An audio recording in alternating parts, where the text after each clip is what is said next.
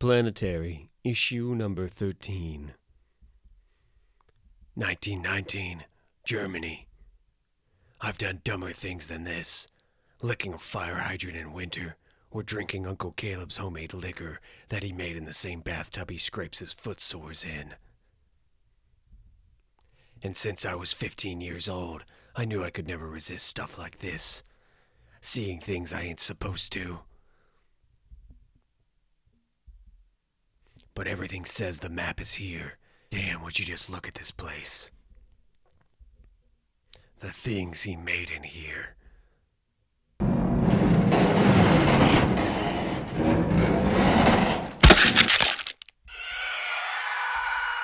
Ah, shit.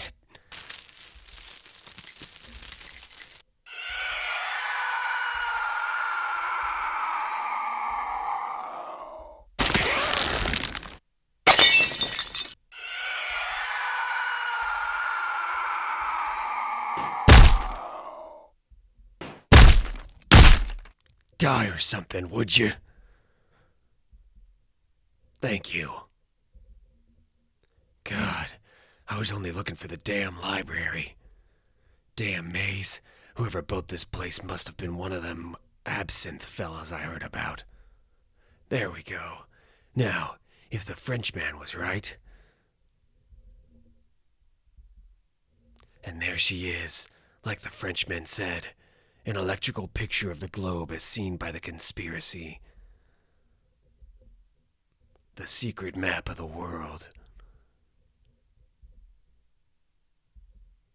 1920, England. Damn. Strange world. And probably about to get a whole lot stranger. Well, I didn't expect it to be that easy. But I ain't come all this way to be beaten by a damn door. Mr. Snow, I presume. Enter. Pleased to meet you. I assume you know my name. I reckon you'd be Sherlock Holmes. Pleasure to make your acquaintance, sir. We really must do something about that American accent. Most vulgar. You sound like someone who still goes to the lavatory in the woods, young man. Damn if that ain't exactly what I did growing up, Mr. Holmes. Doesn't it bother you, me being here? It interests me that you found me. We believe you located and gained entry to the Baron's castle. I would be fascinated to learn how you became apprised of its existence. That invisible fella. You sent him to the States to grab the plans for the steam man of the prairies. I already had them. He got me started on the trail that led to there, and so here. You got the better of John Griffin, then. I am impressed. Not exactly got the better of. More like tortured him for a while. I see. No, sir, you don't. See, I've known for a while what you people were up to in the last century.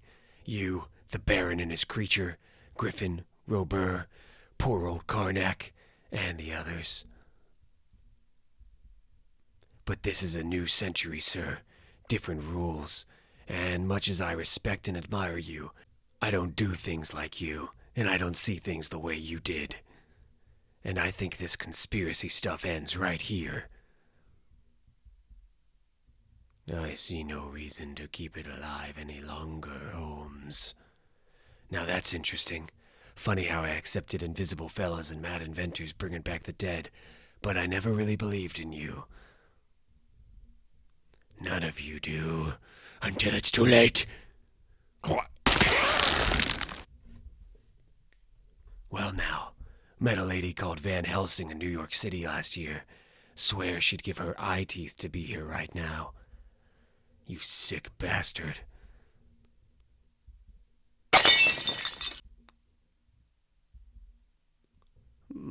I must say, I've wanted to do something similar for the last 20 years. Being old makes things most inconvenient. You realize, of course, that will not kill him. I figured most of the stories were true, yeah. I also figured he ain't going to regrow his lap in a hurry. I got time to saw off his head and all that stuff. Anyone else in here I should know about? No, his presence was insisted upon by my associates, despite my most strenuous objections. I'm not certain whether the association will survive his demise. The conspiracy you speak of was intended to be an open conspiracy, Mr. Snow. In fact, we have an inventive young man named Wells in our retinue who demanded we name it just that. We, the extraordinary, were conspiring to make the world better. We were the elite, do you see? There was no one like us in the world. Our minds and experiences were far beyond the streets and towns we found ourselves locked into. We were equipped like no one else to educate and direct this place, our home. Him, for example, the greatest of strategists, not a mind like his to be found anywhere else on the planet. Hunted by the common man, forced to sleep in bilge water with rats if he but wanted to travel. I kinda noticed he referred to me as it, sir. He did that to anyone who was not like himself, a distressing tendency to view the great unwashed as livestock. But you distract me. It was our hope to bring our minds to bear upon the problems of human society and construct a brave new world from the remnants of the old. It soon became clear that certain of our notions were safe for discussion in the newspapers, but far too radical for reality. Eugenics, re-education, a controlled economy, a sane world is built on these concepts, but all indications were that no one was ready for them. And so we took to the darkness. And as we remained in the darkness, so we grew darker. I kinda noticed. Yeah. I don't like the things I'm seeing as a result of your open conspiracy, sir. Needs to stop. I agree. You have no idea how often I have wished that I were allowed to die many years ago, sir. This second life of mine has not been fulfilling. I don't understand. Nor should you, my lad. Tell me, what do you want here, other than to tell us to cease and desist? I want to know what you know. I want to know secrets. I've seen the shape of the secret history of the world, and I need to follow its traces. To be a detective, then, my boy. Very well. I can instruct you in my methods. The fact that you found me proves your potential. To work, then, for this is your century, and it needs you. And we must do something about that accent. How many languages do you speak? English.